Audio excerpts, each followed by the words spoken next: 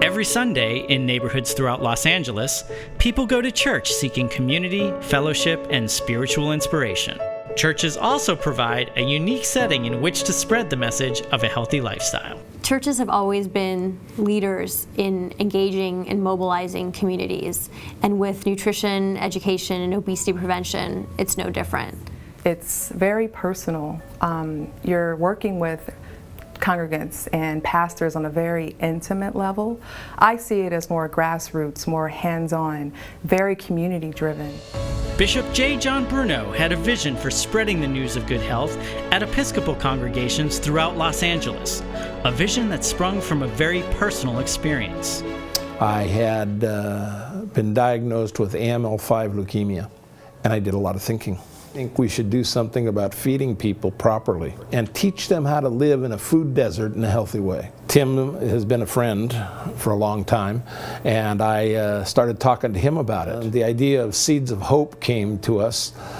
We have tons of congregations in this diocese that are now raising food just 2.5 years later. Perspective, I look at all of the unused or underutilized resources around the diocese in terms of how those can be redeployed for food production and food distribution in communities of need.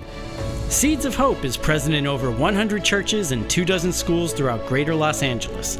They provide nutrition education, physical activity classes, community gardening, and food pantries distributing fresh produce. And I come to pantries sometimes, and this is a local one. I come and I like it in my neighborhood. And when we come here, not only do we get the staples, we learn to make some healthy, nutritious foods, and they demonstrate it in front of us. We get a recipe, and we get to taste it too. When we come into the community and offer a healthy cooking class that show people how they can use fresh fruits and vegetables and prepare fresh, nutritious meals for their family for less than 80 cents a serving, people are very receptive to that. We're a very loving and caring community where you always look out for one another. Trying to get my family to eat healthier. She brought a couple of the recipes to my friends. We're all here to help each other and learn together and grow together. We've all started eating healthier since the program has started, and now that we have the garden growing and everything, we're going to be able to provide each other with food directly from the garden after the service. Nutrition education and obesity prevention work in faith-based settings is growing. Seeds of Hope and other organizations are sowing the seeds of healthy living with church communities everywhere.